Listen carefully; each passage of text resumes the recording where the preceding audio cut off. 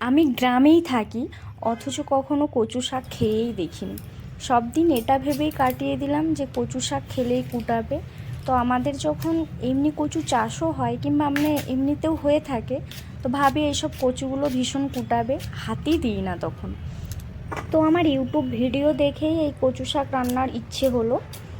আর এই যে কচু শাকটা কাটার জন্য আমি প্রথমেই হাতে সরিষার তেল মেখে নিয়েছি, দিয়ে পরিষ্কার করে ছোট ছোট টুকরো করে আমি কেটে নিচ্ছি। কাটার পরে এটাকে আমি ভালোভাবে জল দিয়ে 2-4 বার ধুয়ে নিয়েছি।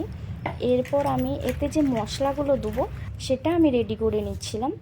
এতে আমি 2টো পেঁয়াজ কুচি দিয়েছি, আর কিছুটা রসুন বেটে নিয়েছি, কিছুটা রসুন গোটা আছে ওটাকেও কুচিয়ে নেব। 2টো কাঁচা লঙ্কাকে চিড়ে নিচ্ছি। আর এর সাথে আমি নিয়েছিলাম আদা, জিরা আর কাঁচা লঙ্কা বাটা একসাথে নিয়ে নিয়েছি। রসুন কুচিটা দিলে নাকি বেশি টেস্টি হয়। তো আজকে আমি এই কচু ডাঁটাটা রান্না করব ছোট চিংড়ি মাছ দিয়ে। প্রথমেই আমি ডাঁটাগুলোকে একটা কড়াইয়ের মধ্যে দিয়ে দিচ্ছি, ওভেনটা জ্বেলে নিয়ে। এরপর স্বাদ মতো লবণ, অল্প পরিমাণে হলুদ গুঁড়ো দিয়ে দিলাম। আপনারা চাইলে অল্প পরিমাণে জলও দিতে পারেন, আমি অল্প পরিমাণে দিয়েছি, অনেকে আবার দেয় না। তো আমার ডাঁটাগুলো কম ছিল বলে আমি অল্প পরিমাণে জল দিয়ে দিয়েছি। তো এখানে দেখুন সেদ্ধ হয়ে গেছে ডাঁটাগুলো। এরপর আমি একটা জায়গাতে তুলে নিচ্ছি। তারপর আমি কড়াইটা ভালো করে ধুয়ে নিয়েছি।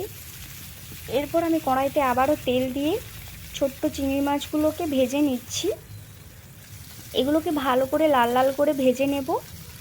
বেশিরভাগ সময়ই আমি সবাইকে দেখেছি এই কচুর ডাঁটাগুলোকে ইলিশ মাছের মাথা দিয়ে রান্না করতে, বাট আমার কাছে তো ইলিশ মাছের মাথা ছিল না, এই কুচো চিংড়ি মাছ ছিল। এগুলোকে দিয়েই রান্না করব, জানি না খেতে কেমন হবে।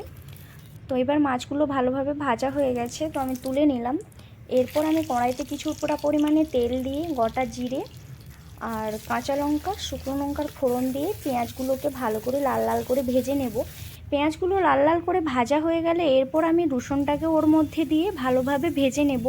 রসুনটা যখন দেখতে পাবো লাল লাল ভাজা হয়ে গেছে, ওই যে বেটে রেখেছিলাম আদা, জিরা আর কাঁচা লঙ্কা, ওটাকেও দিয়ে দেবো। এর মধ্যে এবার আমি গুঁড়ো মশলা, লঙ্কা আর হলুদটা দিয়ে অল্প পরিমাণে জল দিয়ে মশলাটাকে ভালোভাবে কষিয়ে নেব।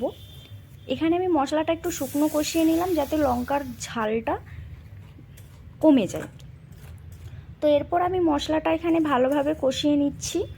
কষিয়ে নেওয়ার পরে যে গোটা কেটে রাখা রসুনগুলো নিয়ে রেখেছিলাম সেগুলোকেও মশলার মধ্যে দিয়ে দিলাম, আর স্বাদ মতো লবণ দিয়ে ভালোভাবে একটু কষিয়ে নেব। যখন দেখব মশলাটা থেকে তেল ছেড়ে আসছে তখন আমি ওই সেদ্ধ করে রাখা কচুর ডাঁটাগুলোকে দিয়ে দিচ্ছি। এরপর আমি অল্প পরিমাণে, একদম সবজিটা শুকা শুকা হয়ে গেছে বলে অল্প পরিমাণে জল দিয়ে দিয়েছিলাম। তারপর ভেজে রাখা মাছগুলোকে দিয়ে দিলাম এর মধ্যে।